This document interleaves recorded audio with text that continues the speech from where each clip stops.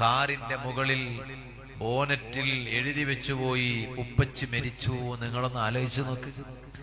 ഉപ്പച്ചി മരിച്ചു എന്ന് പറഞ്ഞിട്ട് ബാപ്പ മരിച്ചതിനെ കുറിച്ച് എഴുതി വെച്ചുപോയി. മഹാനവരുകൾ യാത്ര ചെയ്തിരുന്ന വാഹനം ഇന്നും വീട് മുറ്റത്ത് ഷെഡിൽ ബാക്കിയാണ്. മഹാനവരുകൾ പോയി ഖബറിൽ കടന്നു. നീ ദറജ വർദ്ധിപ്പിക്കണേ അല്ലാ. ചെറുപ്പക്കാരാ, ഇതൊക്കെ ഒരു സീരിയൽ അല്ലല്ലോ പറയുന്നത്. ഇത് കഥയല്ലല്ലോ. ഇത് സിനിമയിലെ രംഗമല്ലല്ലോ. യൂട്യൂബിൽ വന്നതല്ലല്ലോ. ചാനലിൽ വന്നതല്ലല്ലോ. നമ്മുടെ കണ്ണുകൊണ്ട് നേരിട്ട് കണ്ടതും നമ്മുടെ കാതുകൊണ്ട് കേട്ടതും അനുഭവം കൊണ്ട് അനുഭവിച്ചതുമല്ലേ. ഇതിനേക്കാളും വലിയ അനുഭവം എന്റെ കരളിന്റെ കഷ്ണങ്ങളായ യുവാക്കളെ, നമുക്കിനി എന്താണ് കേൾക്കാനുള്ളത്, പറയാനുള്ളത്, അനുഭവിക്കാനുള്ളത്, മനസ്സിലാക്കാനുള്ളത്, ഉൾക്കൊള്ളാനുള്ളത്? പോയില്ലേ? ഇനി നാളത്തെ സ്റ്റേജിന് ഞാൻ ഇവിടെ വന്നപ്പോ ചോദിച്ചതാ, നാളെ ആരാണ് ഇവിടെ പ്രസംഗിക്കാൻ വരുന്നത്? ഇന്ന് ഈ നൗഫൽ സഖാഫി പ്രസംഗിക്കാൻ വന്ന ഇതേ സ്റ്റേജിൽ നാളെ പ്രസംഗിക്കേണ്ടിയിരുന്നത് ഉസ്താദായിരുന്നു. കാണുന്നില്ല. നോട്ടീസിൽ പേര് ഇപ്പോഴുമുണ്ട്. നോട്ടീസിലെ പേര് മാറിയിട്ടില്ല. പുതിയ നോട്ടീസ് ഇറക്കിയിട്ടില്ല. പക്ഷേ നാളെ പ്രസംഗിക്കാൻ വരുന്ന ഉസ്താദ് വേറെ ഉസ്താദാണ്. നിങ്ങളൊന്ന് ആലോചിച്ച് നോക്ക് ചെറുപ്പക്കാരാ. അന്ന് രാത്രി തമിഴ്നാട്ടിലെ ദേവർഷോലയിൽ വഅദ് പറഞ്ഞു മസ്ഊദ് സഖാഫി ഉസ്താദ്. ഞാൻ സത്യം പറഞ്ഞാൽ ആ യൂട്യൂബ് തുറന്നു നോക്കി. വല്ല ക്ഷീണവും ആ പ്രസംഗത്തിൽ കാണിക്കുന്നുണ്ടോ എന്ന് നോക്കാനാ ഞാൻ തുറന്നു നോക്കിയത്. നോക്കും ഒരു ക്ഷീണവും ഇല്ല. ഒരു ക്ഷീണവും ഇല്ല. സാധാരണഗതിയിൽ എന്നും വഅദ് പറയുന്ന അതേ വഅദ്, എന്നും പറയുന്ന ഇൽമുകൾ, എന്നും പറയുന്ന കാര്യങ്ങൾ, എന്നും പറയുന്ന തമാശകൾ അതേ ആവേശത്തോടെ പ്രസംഗിച്ചു, വിഷയം അവതരിപ്പിച്ചു. നേരെ നാട്ടിൽ വന്നു. അന്നാണ് മരിക്കേണ്ടത്. നിങ്ങളൊന്ന് ആലോചിച്ച് നോക്ക്. 1 മണിക്കൂർ പോലും ഹോസ്പിറ്റലിൽ കിടന്നിട്ടില്ല യുവാക്കളെ. 1 ദിവസം പോലും ഹോസ്പിറ്റലിൽ കിടന്നിട്ടില്ല. ICUയിൽ കൊണ്ടുപോയി കിടത്തിയിട്ടില്ല. വെന്റിലേറ്ററിൽ കിടത്തിയിട്ടില്ല. മരിച്ച അന്ന് രാത്രിയും കാസർഗോഡ് ജില്ലയിൽ ഒരു സ്ഥലത്ത് വഅദ് പറയാനുണ്ട്. മരിച്ച നേരെ പിറ്റേന്ന് ഞങ്ങളെ കർണാടകയിലെ ഉപ്പിനങ്ങാടിക്കടുത്ത് തുർക്കളിക്കയിൽ വഅദ് പറയാനുണ്ട്. നാളെ ഇവിടെയും വരാനുണ്ട്.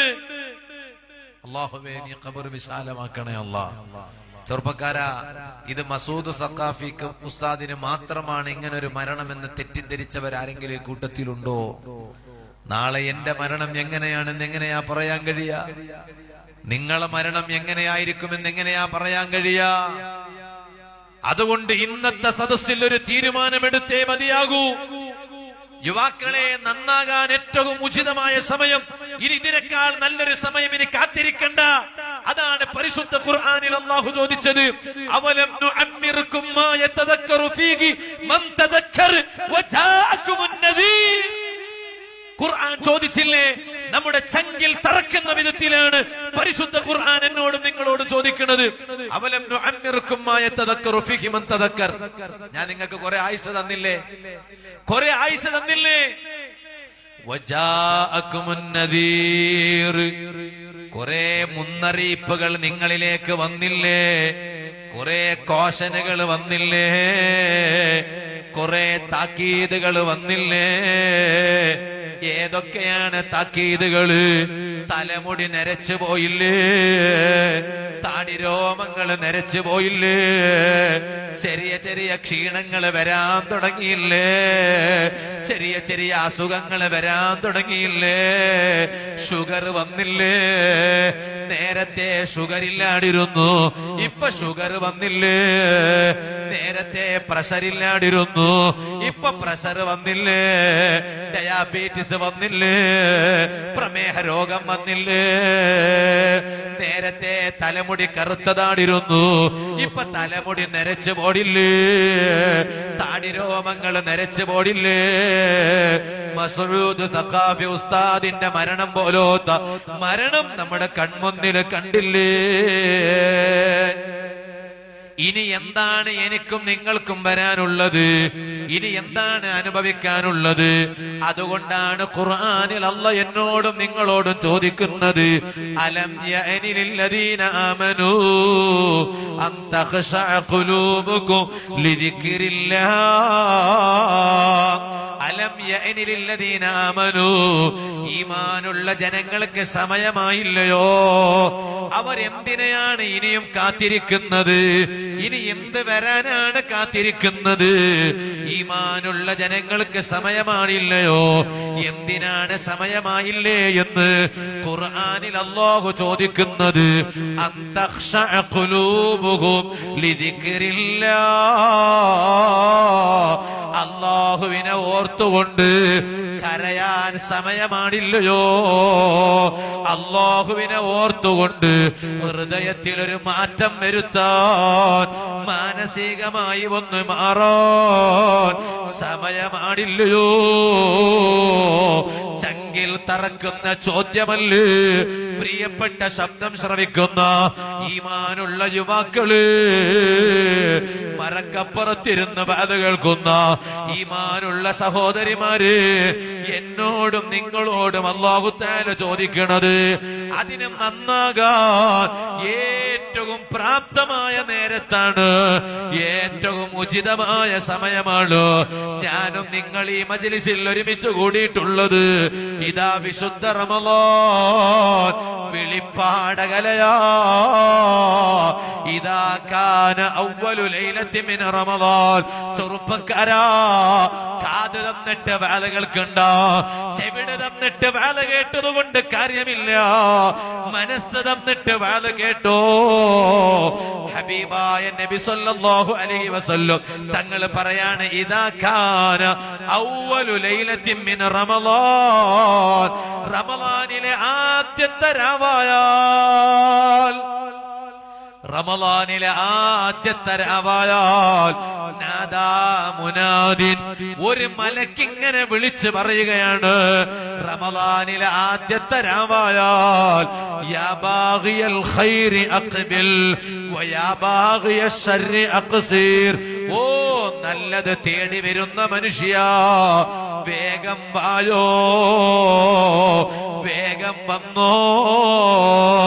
നല്ലത് തേടിയിട്ട് വരുന്ന മനുഷ്യ, ഇതിനേക്കാളും നല്ലത് ചെയ്യാൻ ഇനി വേറെ ഒരു സമയമില്ല. അതുകൊണ്ട് വേഗം വന്നോ, നന്നാകാൻ അവസരം ഉപയോഗപ്പെടുത്തിക്കോ. എന്നിട്ട് ആ മലക്ക് വിളിച്ചിട്ട് പറയാണ്, വയാ ബാഗിയ ശർരി അഖ്സിർ. ഓ തെറ്റുകളുടെ പിന്നാലെ പോകുന്ന മനുഷ്യ, ആ തെറ്റുകൾ കഴിവിന്റെ പരമാവധി നിർത്തൽ ചെയ്തോ.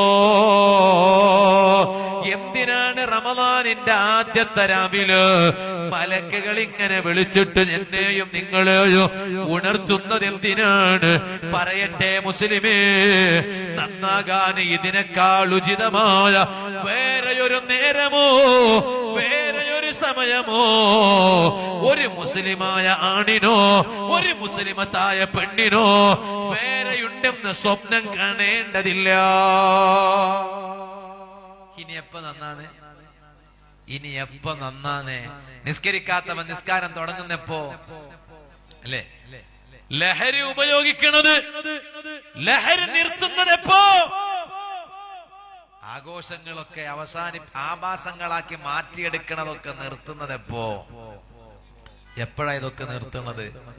ഇനി എപ്പോഴാണ് അല്ലേ മരിക്കണത്? അള്ളാഹു ഞങ്ങൾക്കൊക്കെ മരണത്തിന് മുമ്പ് കുറെ സൂചനകൾ തന്നിട്ട് മരിക്കാൻ അള്ളാഹു ഭാഗ്യം തരട്ടെ. ഫുജ്അത്തുൽ മൗത്ത് എപ്പോഴും ദുആ ചെയ്തോ. സ്വാലിഹീങ്ങൾക്ക് അത് നല്ലതാണ്. മഹാന്മാർ പറഞ്ഞു, പെട്ടെന്ന് മരിക്കാന്ന് പറഞ്ഞാല് സ്വാലിഹീങ്ങൾക്ക് അത് നല്ലതാണ്. എന്താ കാരണം? അവർ ഏത് സമയത്തും അതിൽ ഒരുങ്ങിയിട്ടുണ്ടാകും. അതുകൊണ്ടാണ് മഹാന്മാരായ മുഫസ്സിരീങ്ങൾ പറഞ്ഞു, സ്വാലിഹീങ്ങൾക്ക് ഫുജ്അത്തുൽ മൗത്ത് നല്ലതാണ്. പക്ഷേ ഞങ്ങൾക്കൊക്കെ പെട്ടെന്നുള്ള മരണം വലിയ അപകടമാണ്. എന്താ കാരണം? ഞങ്ങൾ ആരും ഒരുങ്ങിയിട്ടുണ്ടാകൂല. അല്ലാ, ഞങ്ങൾക്ക് ഒരുങ്ങാനുള്ള അവസരം തരണേ. അല്ലാ, ഒരുങ്ങിയിട്ട് പിന്നെ മരിക്കാൻ അല്ലാഹു ഭാഗ്യം തരണം.